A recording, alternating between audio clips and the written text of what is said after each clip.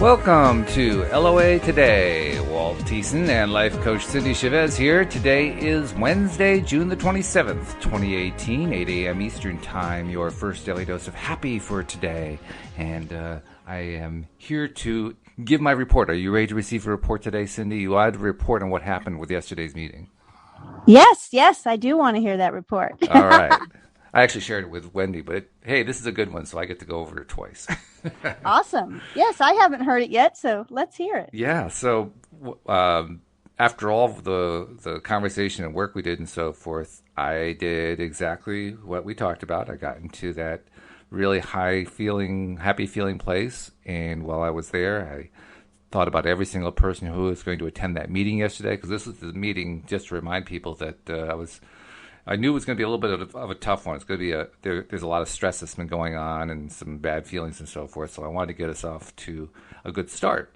So I just held everybody into my mind as, putting them in like the best possible light, and the best things happening to them, and then the best things happening with the group and so forth. And then I went and led the meeting. And I started off the meeting by saying, we've had a lot of stress here and so forth.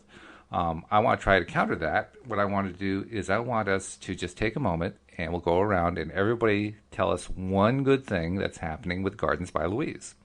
And I started with the GM. She came up with a great answer, basically how great the staff are. Went to the assistant manager. She came up with a really good answer about how much communication is improving.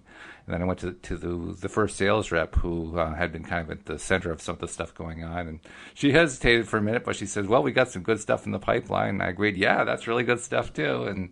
And she relaxed a bit. And then the other sales rep, who's brand new, she gave her answer about how great the quality is, because we do really good quality work. So the point is, I went through that whole exercise, and you could feel the room kind of relaxing. Everything was just calming down, which was good.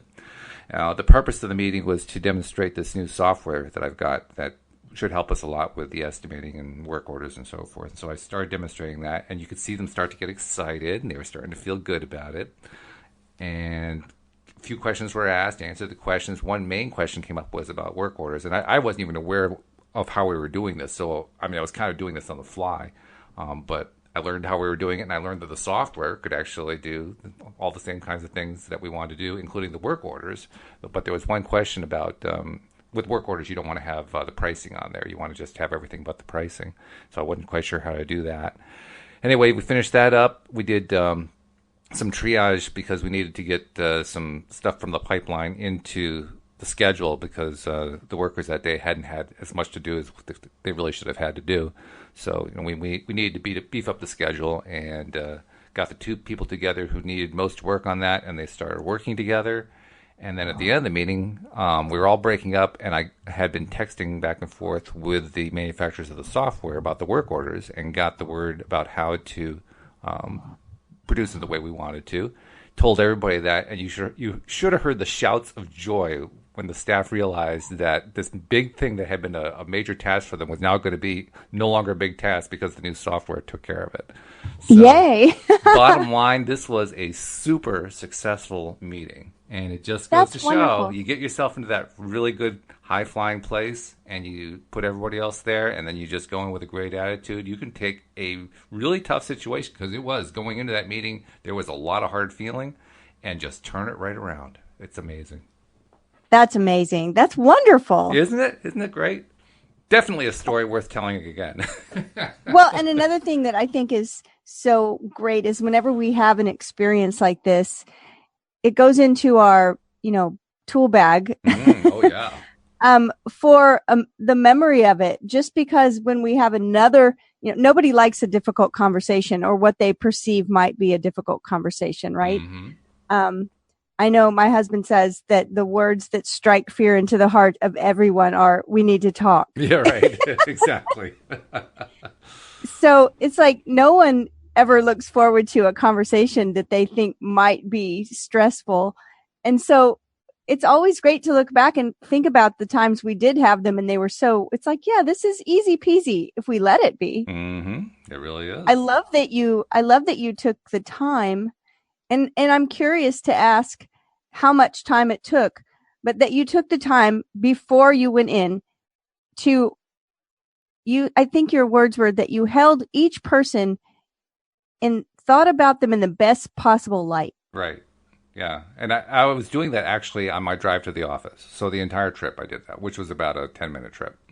Yeah. So, I mean, that's another great thing to always remind ourselves of, is that getting into alignment doesn't take an enormous amount of time, even when we're really out of alignment. Oh, really? Yeah, that's true. Right? Yeah. I mean, we can get back into alignment in a pretty short time if we'll just focus on it. So it always pays off. Alignment first. It really does. And I was so excited about how well my little exercise was received, because they really reacted well to it, that this morning I sent out an email to the entire staff. The subject was, "What's going right?" question mark. And in the text of it, I said, "Here's the question I want us to start asking each other every workday. What's going right at Gardens by Louise? Think about what your reply will be." I'm curious to see how people are going to respond to that one. Well, the thing that's really great about that is it will probably spill over into the rest of their life, because that's how our brains work. True. Yep. And it's just I remember when my kids were in school, that was the one question. I would always ask them a question when we would eat dinner together.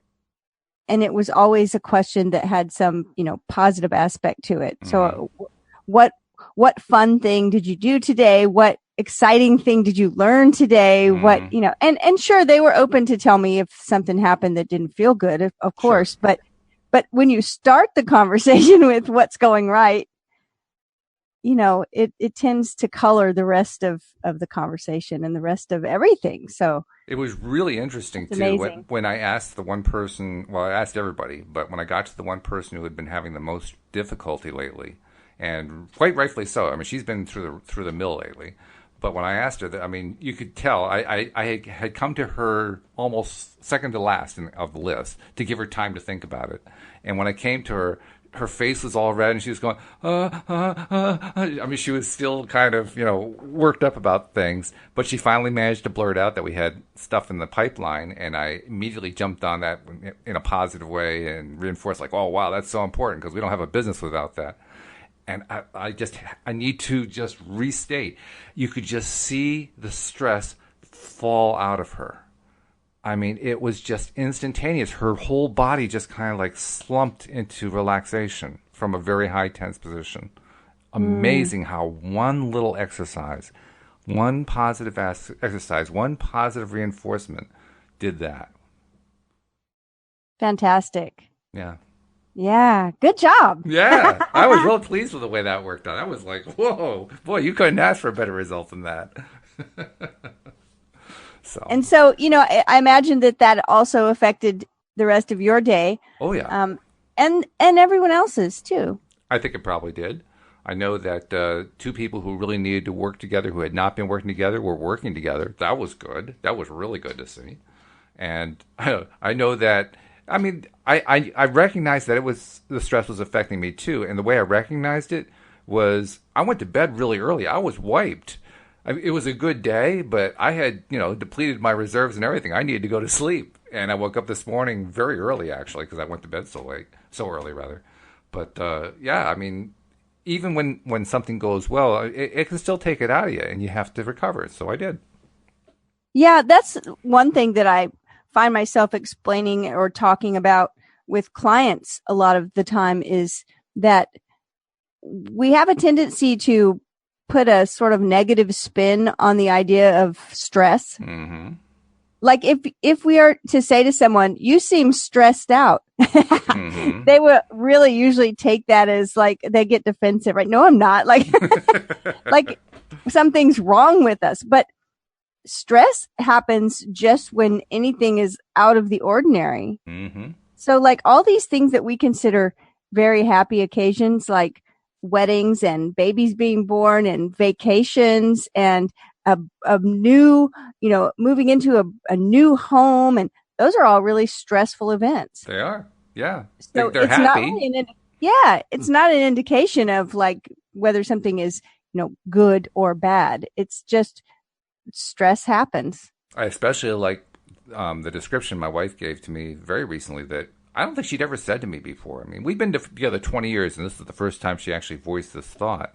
And I'm sure it's one she's had before, but she pointed out that stress is where we aren't breathing properly. Stress happens because we simply just are taking in very shallow breaths. Yes, stress is actually a symptom of shallow breathing. Mm-hmm. Yeah. Which, I mean, why would we have shallow breathing when there's a wedding or, a baptism or, graduation or whatever? And yet we do. We hold our breath. Yeah, we hold our breath. And, it's interesting. Now, I don't know. We've been talking this week in our perusal of the book Money and the Law of Attraction. We're on the section that talks about well-being. But the idea that when we're born, that many times we get swatted so that we'll take a breath. Yeah, right. What a great way to start life, right? Well, and the thing is that we will start breathing. Oh, yeah. Without that, but it takes a while. But what that swat does is it causes us to take a sharp, short inhale. Yes. And then we start crying. And then I have heard that it sets our breathing pattern for life, and that's why we undo it with things like breathing exercises, yoga, meditation, where we're focusing on our breath and we're training ourselves to take nice deep breaths because we hold our breath a lot. And that, like you said, that is the thing that causes stress. We always think it's the other way around, like, oh, I must be stressed out, I'm holding my breath. Right, yeah, but one causes the other in a way we didn't normally expect, which is fascinating. It's really fascinating. It is. It really is. So deep breath. Deep breath, yeah. In fact, even as I was finishing talking and you took over talking there, I realized I wasn't breathing fully. It's like, okay, take a deep breath, Walt. I was setting myself up for stress and didn't even realize it. It was crazy. Yeah, we can take 3 really deep breaths and full exhales in like less than a minute, right? Because even if we count 10 seconds on a breath, which is a really long breath, we can do that. Inhale, exhale, 30 seconds. We can take a nice segment of deep breathing. And I remind myself to do that every once in a while. Yeah, I've been doing that lately. Yeah. Take a deep breath. It really does pay off. I mean, one of the things that I remember struggling with early on after learning about law of attraction was trying to move my emotional set point. And I didn't learn this one little trick for moving it until very recently, but I wish I had known it. One of the best ways you can move your emotional set point is to breathe. Yeah. Yeah. And you hear people say it, right? Yeah. Breathe. Breathe.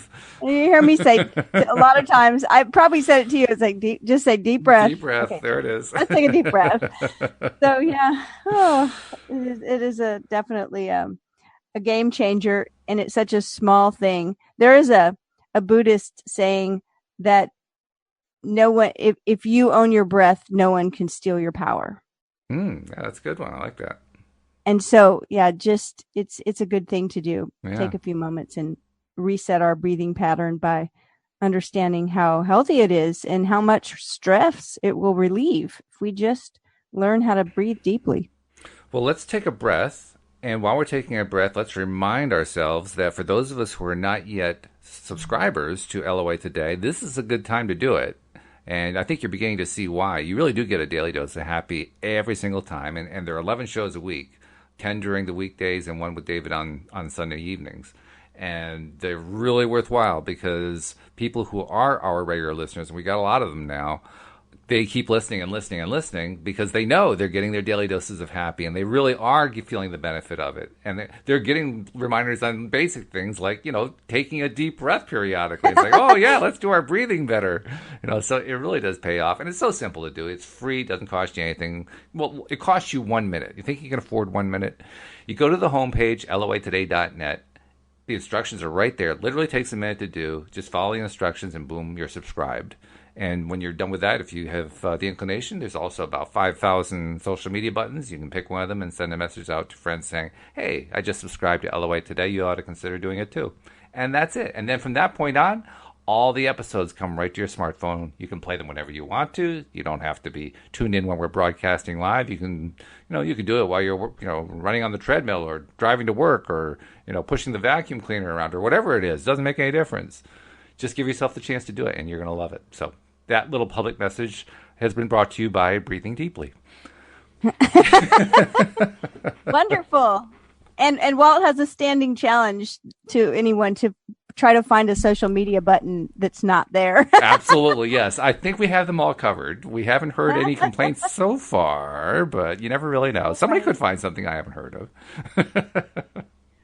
So now, we have been reading Money and the Law of Attraction, and it has taken us through a journey where we learned how to pivot, which was and has been such a useful tool. Oh, yes. So powerful. And I want to talk about that for a minute. Just the idea of when we are experiencing something that we don't want. But the idea that I want to focus on is when we're just thinking about something we don't want. Okay. Right? Because sometimes everything starts with that thought. Thoughts begin the process. So whenever we're having a thought about something we don't want, which is also because we're experiencing something we don't want, the idea is just to recognize it and then ask ourselves, what do we want? Yes. And start to think about why we want it. And that the reason, the challenge here is always, so we'll take my example from the beginning of the year where I kept having these symptoms of a bad head cold coming on. I would start feeling those little symptoms and I'd start thinking about those symptoms plus the ones that hadn't happened yet. Like, I'm pretty sure at this point, looking back, I did not have a fever, but my mind was saying, I bet I have a fever. I feel like a little bit, I feel like I might be chilled. And all this story in my head. And so the pivot away from that, the pivot to, that's not what I want. I'm thinking about all these things I don't want. What do I want? I want to feel well. Why do I want to feel well? And that temptation to say, because I don't want to be sick, I wouldn't let myself go there. I would start it, and it takes a moment, like your person that you asked a question and they had to think about it for a second. Right. I would have to think about it for a second. Well, why do I want to be well? But I would get on that track of, I want to feel well because I want to wake up with plenty of energy and I want to have my voice in good shape and my breathing and, breathing through my nose so that I can speak well to my clients and on the podcast. And I would start going down that trail. That's the pivot. And you can work that pivot for any situation. It's true. Yeah. And it's learning how to do that and practicing it. Because see, I've always known how to pivot, but I haven't always put it into practice. Exactly and right. we can learn all these methods and cool tools and know all about them and be able to teach them and talk about them. But if we don't actually use them, then they don't have any effect in our life. So we learned how to pivot, and then we learned how to use that to create more money. Yep. And then we moved from money into well-being where we are now. And we've been talking about well-being. And this section today starts with a conversation where Jerry's asking about, could I inherit my grandmother's illness? Now, this is really an interesting topic to me because we hear people say things like that certain conditions or certain diseases or whatever, I'm making these air quotes, but run in their family, right? Yeah, it's genetic connections or something. Yeah. And so, I'm curious what they have to say, just because, there is such a thing as heredity and genetics. So, yeah. Well, right? Jerry was curious too, and the way he phrased it was this: he said, "I've heard people say I have migraine headaches because my mother had migraine headaches, or my mother is overweight, my grandmother was overweight, my children are also overweight. Do some people inherit physical problems?" Abraham says, what appears to be an inherited tendency is usually the law of attraction's response to the thoughts that you learned from your parents. Ooh. So my take there is, okay, so we kind of inherited a way of thinking, right? Yeah, which We is were true. taught, We know that's true. We yeah. definitely inherit our parents' way of thinking. However, the cells of your body are thinking mechanisms also. And your cells, like you, can learn vibration from those around them. However, when you identify a desire and you find thoughts that feel good, which indicate that you are in vibrational alignment with your inner being or source, the cells of your body will quickly align to the vibration of well-being that your positive thought has established. The cells of your body cannot develop negative tendencies that lead to disease when you are in alignment with your source. Your cells can only get out of alignment when you are. Oh, that's an interesting sentence. Yeah. Your cells can only get out of alignment when you are. And there's a lot of meaning in there that you can kind of skip by. But if you think about what does it mean to be in alignment? To be in alignment means to feel good, to feel happy. So your cells can get out of alignment. Not just that they can only get out of alignment. They can get out of alignment, period. Like, whoa, really? Your cells can be unhappy? Wow. And then, yeah. I mean, think I about like that the one. thought that your cells are thinking mechanisms. How about that one? Yeah. What? Then it says in italics, your body is an extension of your thought. Your contagious or inherited negative symptoms are supported by your negative thought and could not occur in the presence of chronically positive thoughts, no matter what diseases had been experienced by your parents. Now, here I think is something worth thinking about for a second, and that is this idea of your symptoms could not occur in the presence of chronically positive thoughts. And this is the thing, is that we live in a big world with a lot of things going on, and we are receiving information on a constant basis, and we get out of alignment a lot. We do. I mean, even those of us that are conscious about, and we know this stuff, and we've made this intention to pivot when we recognize we're out of alignment. We still get out of alignment. Like, I pivot all day long. Oh, me too. I don't have a situation where I can say, oh, I just have chronic positive. It may be chronic in the way that I'm always bringing myself back to it. But I think that's the important part to recognize, is that, you know how Abraham will say, you're never going to get there, you never get it all done, right. That kind of a phrase. Yep.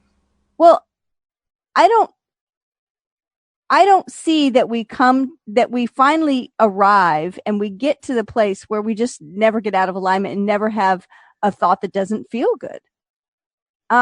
We do get to the place, though, where when we're out of alignment, we notice immediately and we bring ourselves right back. I mean, sort of like driving on a straightaway down the interstate, and you are steering the car and you are keeping it to where it's going in a straight line. And you may not notice how much you're correcting for any little, wobble, but you are. Mm-hmm. True. And it's not stressful. You're just driving in a straight line and it's easy peasy. If you do it all the time, it's like, well, that's not a big deal. I'm just going in a straight line. If you hit a bump or something swerves you, you just correct. And so I'm not saying it's difficult, but I am saying that in my experience anyway, it will be constant through life that we're learning how to correct and how to bring ourselves back into alignment. I mean, what are your thoughts on that? I mean, I agree with you. In fairness, I think there are some people who do get stressed driving.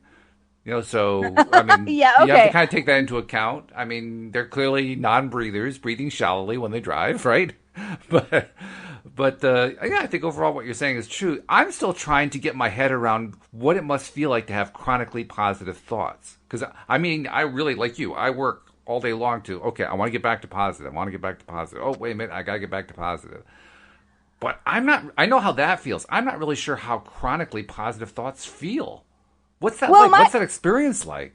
My idea with that would be, I hopefully we've all had at least one day in our life where at the end of the day, it just feels like everything was perfect. We had a wonderful day. It was so great. Like one thing after another, and there weren't any moments of, badly misaligned thinking or feeling. I think it feels like that. I mean, Okay. I think we can have more positive, many more positive thoughts than not. I'm just saying that when we read this sentence and it says that symptoms cannot occur or could not occur, right? It says negative symptoms are supported by your negative thoughts and they could not occur in the presence of chronically positive thoughts. So to me, that's sort of like an if, it's like saying, well, if all of us were able to have consistently chronically positive thoughts and not have any other kind of thoughts. In other words, if we could all be in alignment all the time, we'd never be sick. That's a pretty, and we can put that in your positive perspective language and just say, if we stay aligned always, we will always be healthy. Yeah. Or we will always be experiencing a well-being. And what's really strange is that actually is easier to believe. I don't know why, but it is. You mean when you put it in the positive language? Yeah, when you put it in the positive language, like, well, yeah, sure, simpler. That's easy. I mean, I shrug my shoulders. Of course that's true. Well, because you're right. It's always like this much shorter, much more succinct message that's really straightforward. Right.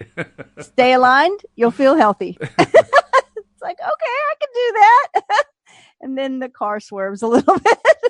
So, oops. I'm thinking maybe it's time to get a T-shirt that just says "Stay aligned," and anyone who knows what you're talking about will give you a thumbs up, and anyone who doesn't know will give you a quizzical look, and maybe they'll even ask you, "What does that mean?" What does that mean? Right? Okay. So, I mean, I think it's important that we recognize. I guess it's because I'm always wanting to be careful that people that are new to this way of thought and learning it aren't feeling like they're missing it or feeling like they're failing miserable because they recognize they were out of alignment. I'm just making that point. It's the same with meditation. When people come to me and say, I just can't meditate. I've tried. I just can't. I sit there. I try to be still. I try to be quiet. I try to focus on my breath. And the next thing I know, my mind is thinking about my job, thinking about all these other things. And I bring myself back. And then all of a sudden I realize my mind has wandered again. And I keep having to bring myself back. And I go, wait a minute, like you're doing it. That's meditation. Yeah. Welcome to the club. Congratulations. Meditation is that you have brought yourself back over and over. And that's alignment to me. It is. Is when we are aware enough to know, ooh, what am I thinking about that for? And I bring myself back into alignment. Yeah. And you might do it over and over and over all day long. And that doesn't mean that you don't get it, that you don't have it yet, that you haven't gotten there, that you're not doing it right. It means you're doing it right. And you are getting there, and it gets easier. It does get easier. It does get easier. Same with meditation. One day you realize, oh, wow, I was focused and not having my mind wander for the longest time, much longer than 5 seconds or 2 seconds. And the same thing with alignment. Listeners may recognize about 3 or 4 months ago, I realized for the first time that I'd been meditating for years and didn't know it. I mean, you seriously. Do sort of a moving meditation, right? Moving meditation, yeah. I meditate by walking, and I didn't realize, once we defined it properly, I realized, oh, I'm meditating when I'm doing that, but I didn't realize it. It just never occurred to me, though. I mean, you think of meditating, you think of some guy sitting on a pillow with his legs crossed in that very uncomfortable position, saying, oh. There are so many ways to meditate. I remember I was at a women's retreat, like maybe 10 years ago. And one of the things that we did was say, okay, we're all going to get in this room and this meditation leader is going to lead us in a meditation. And she had, okay, now just find a place to stand. And at the time, I had never even done a meditation where I was standing instead of sitting. And I was pretty, I had been meditating for quite a while. I was like, oh, this is interesting. We're going to stand up. So, okay, I want you to keep your eyes open.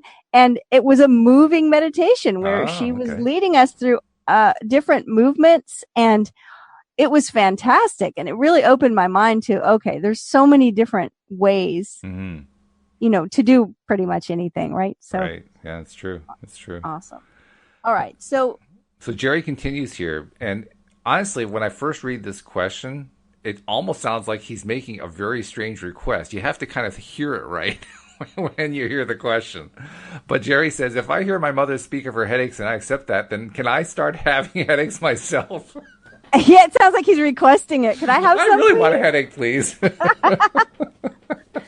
I want to say, at the beginning of this chapter where it says, Jerry says, I've heard people say I have migraine headaches because my mother, and he says, my mother is overweight, my grandmother was overweight. And now he's talking about if I hear my mother speak of her headaches. Right. I was always, my whole life have been very small and also thin, right? Mm-hmm. 5 foot tall, 100 pounds, soaking wet, not very big. And my mother was also small, but at some point in her life, she gained some weight. Now, she wasn't really even overweight, but, she had a more weight than I did. And she would say, oh, wait till as soon as you turn 25, because I guess that's what happened to her, mm-hmm. is that when she got into her 20s, she went from being super, super, skinny to being a little more curvy. And I would say, well, I don't know that, Mom.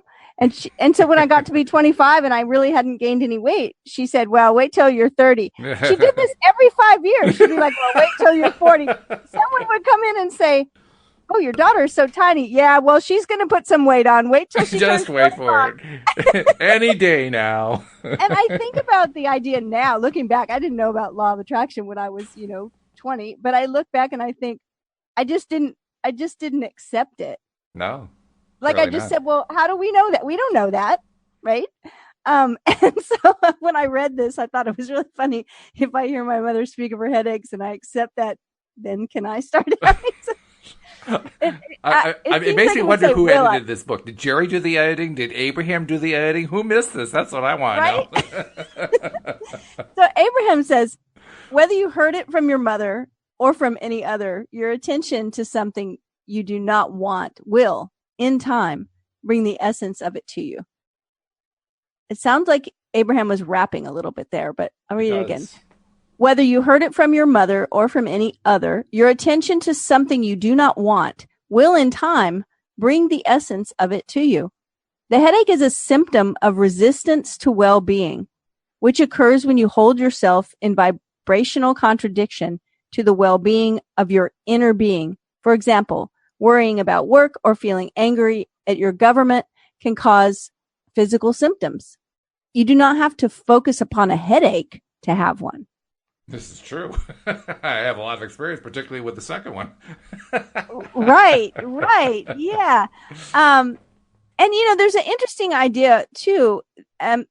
We've talked about this over and over. If you've been, following with us through this whole section on well-being and the body and physical symptoms, we've talked about this a lot. That just the recognition that, when you have a migraine, it's really difficult to focus on the feeling of not having a migraine. That's true. That's very true. Right? Yeah. But on the other hand, what I learned, this is one thing I was learning with the knee injury I've been recovering from. I told you the story how yesterday I had a big revelation on that, didn't I? Yes. I did, yes. Well, that revelation came out of the fact that I took advantage of the fact that I had knee pain, chronic knee pain. It had been going on for months, and decided to use that as a way to exercise my ability to refocus in the face of pain. So it still depends on how you decide to look at it. No, I love that we're talking about this because it goes right back to what we've been talking about this morning of bringing yourself back over and over in a meditation, bringing yourself back into alignment with your way of thinking. Yep. And I remember you talking about the excruciating knee pain. Oh yeah, it was pretty. And pretty how painful. You decided to use it as an opportunity to basically to pivot, right? Yep. To think about what you wanted and how you would only, even if you only held that thought for a couple of seconds. And notice and also recognize that the pain. Oh, I had relief for a second, but I had relief for a second, and then I lost it, and the pain was back, and I pulled it back, and the pain was gone. I lost it, and the pain was back, and it was like back and forth. I could feel it. I could experience it, within seconds of shifting my attention. And then, it was not much long after that the pain subsided, right? I mean, it subsided so much that I walked upstairs 3 times without realizing I had no pain. yes. I mean, jeez. So, that's encouraging to anyone who is experiencing painful symptoms, is that just the recognition or remembering that it's just like that idea of alignment, of meditation. It's just bring yourself back, even if you can only focus on something better for a couple of seconds. Just keep doing those couple of seconds over and over. And you made a great point on the day where I first shared that story about how I was, really focusing, using the pain experience to try to control where my attention was and not allow myself to be distracted by this overwhelming pain that was just, assaulting me. You pointed out that pain is a sensation, and that's all it is. Yeah. It's just a sensation. And the purpose of your comment was to just kind of put it into context. Like, this is not your life. This is just something you're feeling.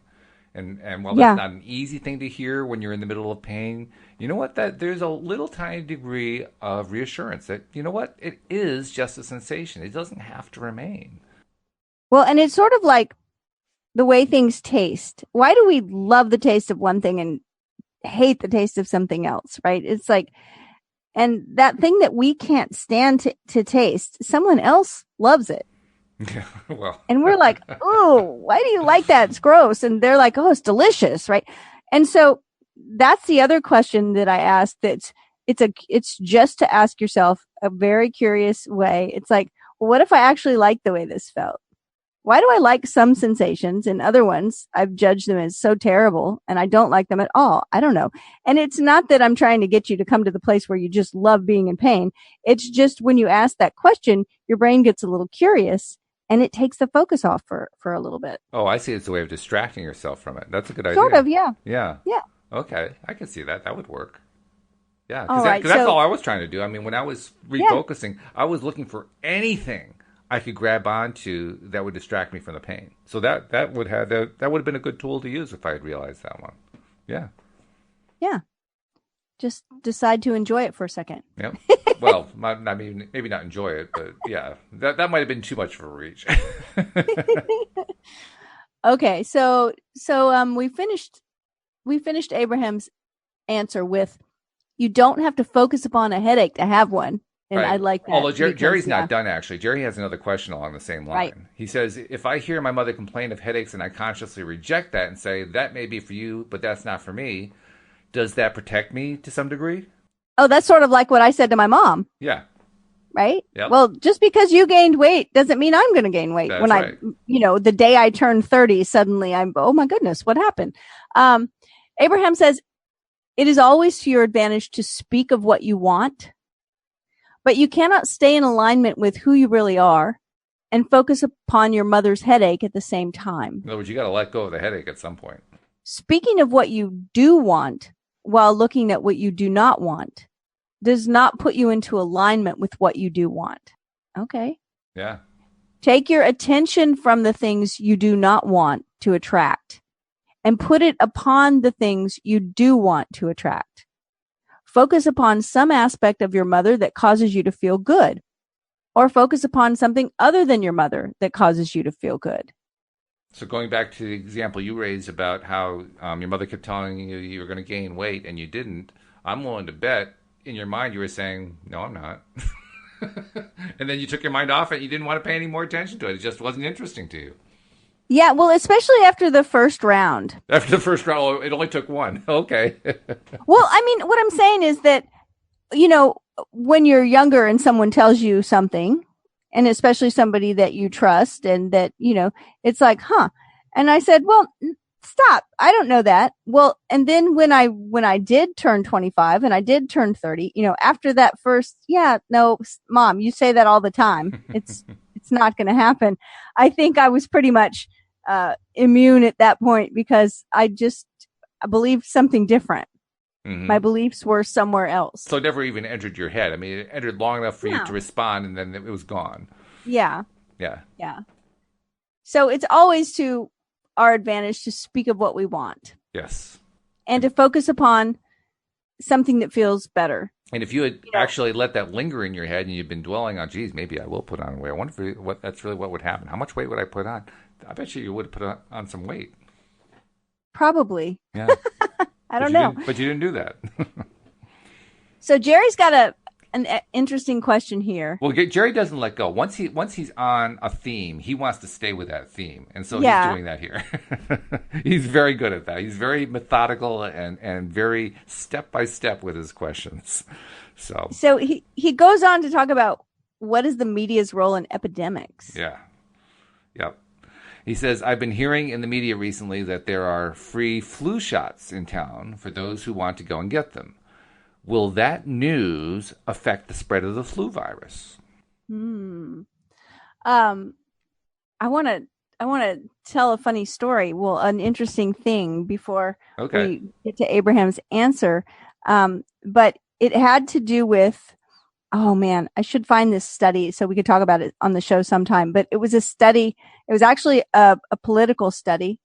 But it was a study where they were asking people, it was about fear, things they were afraid of. And of course they moved that it was in a political way.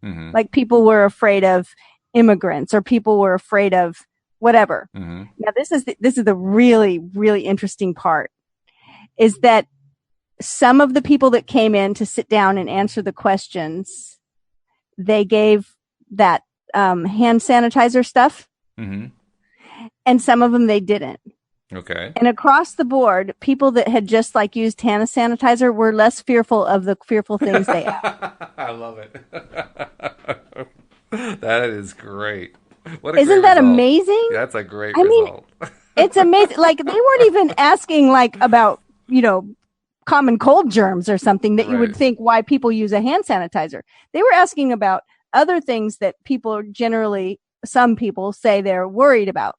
And they said that the people that had just used a hand sanitizer, and there was another thing too. I can't remember some of the people, they did some other thing that was the same kind of along the lines of, protection. And then they asked them questions completely unrelated to whatever that was.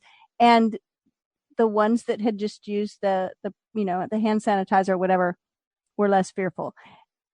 I thought that was amazing. I'm going to find that study. I'm thinking of all different ways to apply that in life, and I don't even want to go over them on the air. Right, yeah.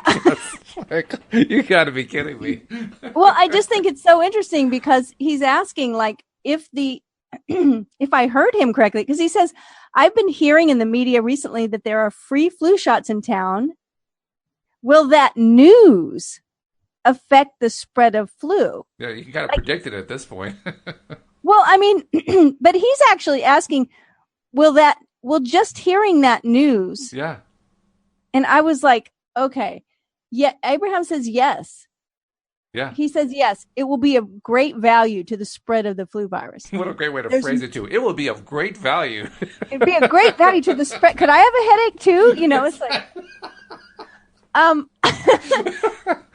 he says, there's no greater source of negative influence in your environment today than your television. Of course, as in every part of your environment, there is wanted and unwanted. And you do have the ability to focus and therefore to receive value from your television and media. But those sources do bring you a tremendously distorted, imbalanced point of view.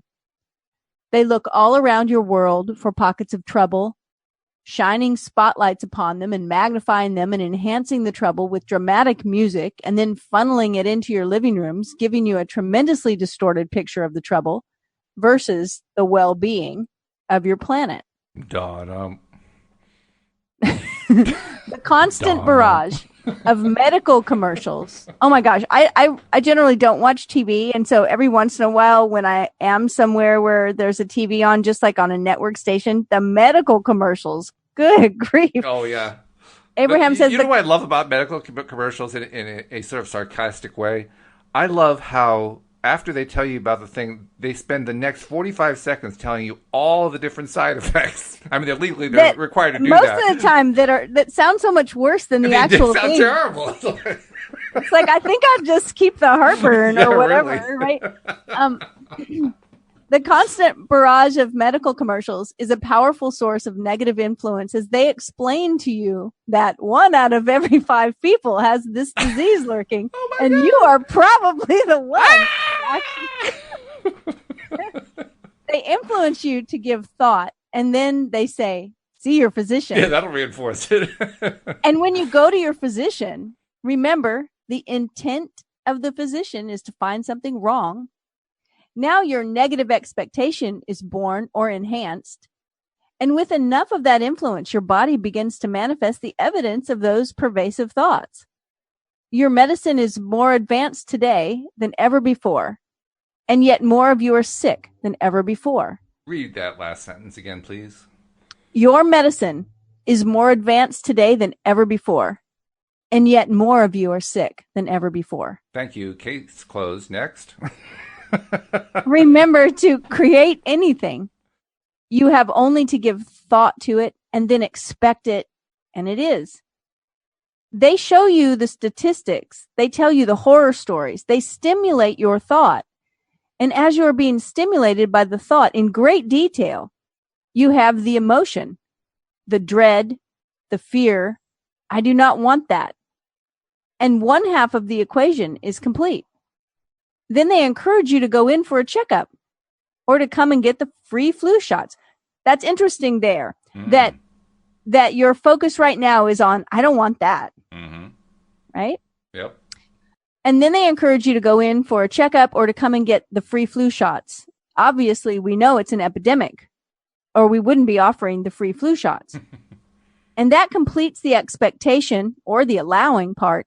And now you're in the perfect position for the receiving of the flu or the essence of whatever else it is that they're talking about. Yet let's start over. Word salad. You get what you think about, whether you want it or not.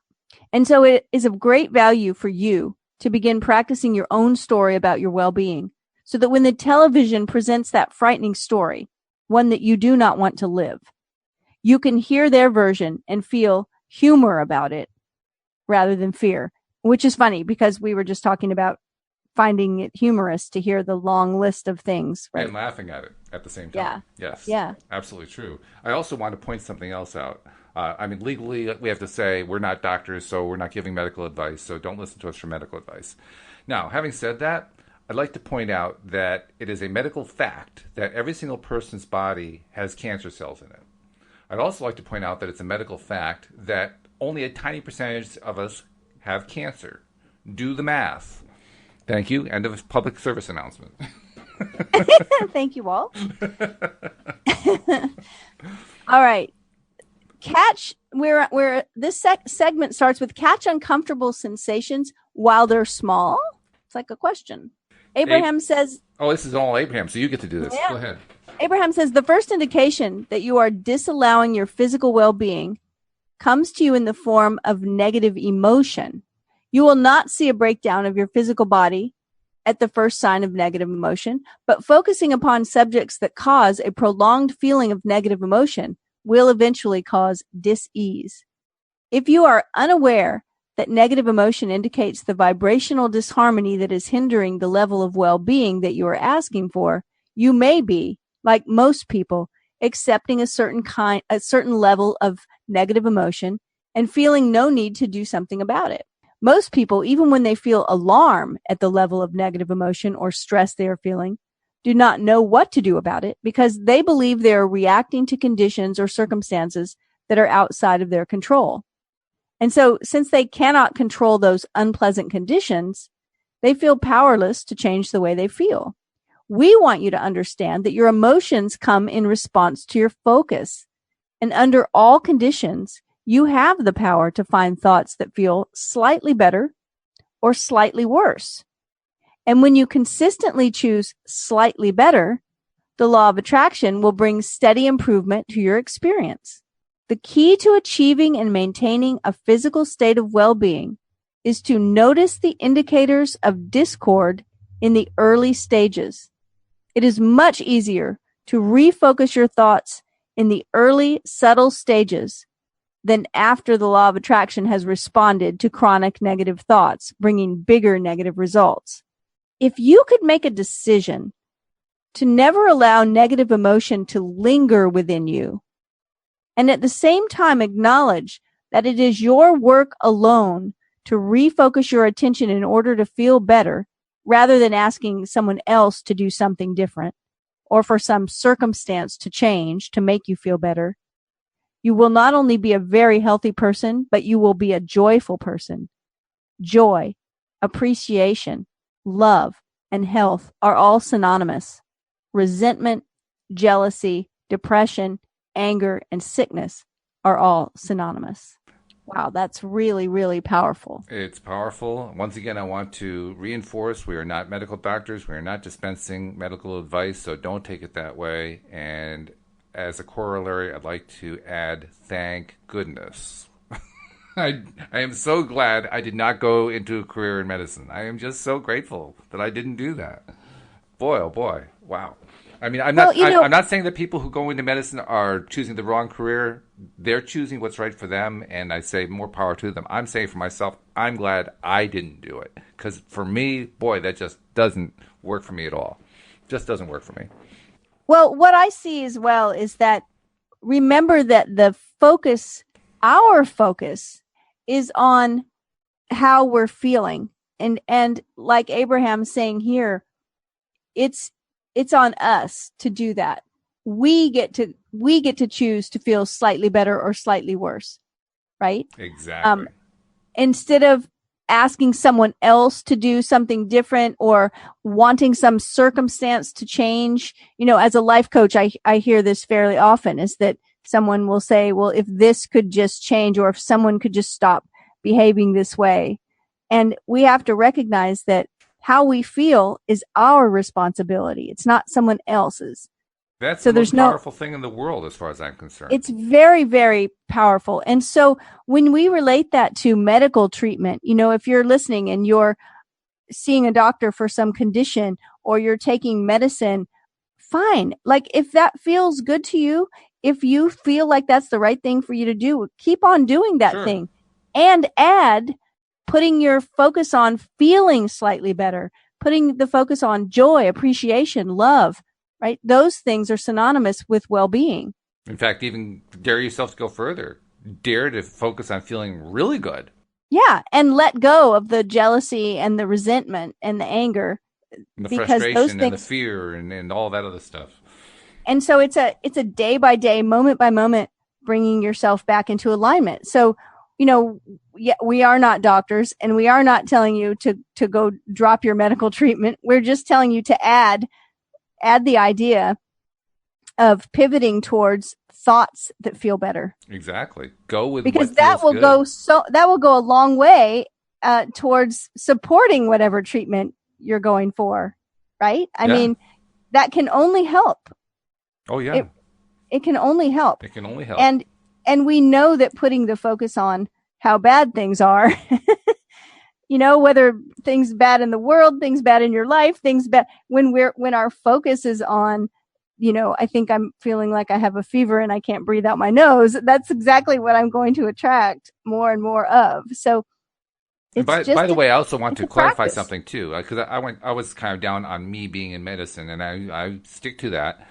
On the other hand, even though I do not want to be an energetic healer, I can at least visualize myself doing that. That I could feel good about, because an energetic healer doesn't try to be your decision maker for you. I like the fact that energetic healers are there to support what it is that you're trying to do, what you're hoping to accomplish, what you're trying to focus on. And so that kind of thing I really feel good about. I wouldn't personally want to do it myself, but although to be perfectly honest, I do help Louise with that sometimes. Sometimes she's got a headache or whatever. She says, do a little energy magic. So I'll try to do some energy magic on her. But that's about the extent of it. I don't want to go into making a career out of it. Well, I did not go into medicine, but I did have plenty of years where I studied nutritional health, and I also managed an office for 2 naturopaths. And, that would be called medicine. We were using, tools to help people feel better. But we were focused on their wellness. And that's the big deal right there. You focused on their wellness. That's the huge difference in my mind. And so we can do that for ourselves. Yes. But the real idea here that I'm probably not communicating as well as I'd like, but the real idea is that, you know, the part that said you don't have to be focusing on your mother's headache to get a headache. Mm-hmm. Like, it's not always that, oh, I knew I was going to get a headache because I was thinking about headaches. No, I got a headache because I was thinking about politics or some other thing in the world. And you know me, I'm an activist, so I'm not telling you not to think about those things. This is true. But when I think about them, I do my best to focus on solutions and not on the problem. We take note of the problem and focus on solutions. So in that same way, we get to choose, you know, whatever treatments we want. But the idea doesn't even have anything to do with the lack of well-being or focusing on the headache. It's focusing on just something that helps us feel slightly better. And it probably has nothing to do with our medical condition. Isn't it interesting? We always come back to breathing. Yeah. Because it's really what it is. I mean, and medicine will tell us this. Medical professionals will tell us that stress contributes to almost every disease on the planet. I don't think that the stress is left out of any of them when it comes to indicators. So stress is it. And what's stress? Yes. Lack of breathing. Yes. Yes. This is so true. That number is so high. The percentage of maladies that are the result of stress. Yeah. It's way up at the top. It's not 100%, but it's close, right? So relieving the stress and thinking about things that feel better. Let's also talk about that for a second. How do you relieve stress? I mean, the direct way is to breathe more directly, to breathe more completely. Yeah. Breathe. And then there are other ways to relieve stress. And a lot of times it's doing things that feel good. Mm-hmm. Creativity. I actually took a class where I actually developed a curriculum to teach a workshop in intuitive painting. And so intuitive painting, I mean, the easiest way to explain it is just look at little kids with finger paint. They're intuitive painting, you know, they're just like, they're not struggling over what they're producing, right? They're not worried about whether it's going to be a high quality painting. They're just having fun. And one of the women who kind of developed part of the process that we used, her own story was incredibly, it was just, wow. She had crippling arthritis and was in a huge amount of pain. And when she was doing this process, she made a painting, a huge painting that she worked on for, I want to say she just painted nonstop for hours and hours and hours and hours. And she kept painting over the same painting, just painting and painting over it. Really? And she allowed herself to paint whatever she wanted. And she said that at some points it kind of got gruesome. She was painting all kinds of things, and some of them were not beautiful. Right. But she finished it all and went to bed, and the next morning woke up and her arthritis had completely gone. Whoa. And she painted it out.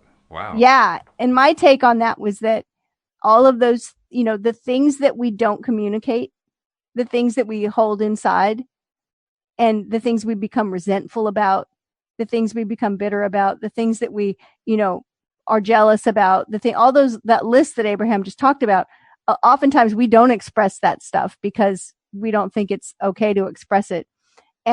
But just her getting it out somehow, was healing for her. And to me, that's just, she let go of a lot of stress. That's the simple, positive language approach, right? So just let keep go breathing. Of the stress. Keep breathe. Yeah. Breathe. That's the word we leave you with today. That's the word. Well, we're going to leave you with one other thing. And that is for somebody who wants to talk to Cindie Chavez to get some more ideas about how to get back into breathing better or other similar modalities. How do they reach you? They can reach out to me online, cindiechavez.com, CindieChavez. And you can reach out to me there, contact form, email me, Cindie@cindiechavez.com. Find me on social media. I'm not hard to find. Come find me. Say hello. The only thing that's missing from that is we won't hear from you until next week. So I look forward to talking to you next Tuesday. I'll be back next Tuesday. And we'll Until see you then. All right. We'll see you all next time here on LOA Today. Goodbye, everybody. Bye, everyone.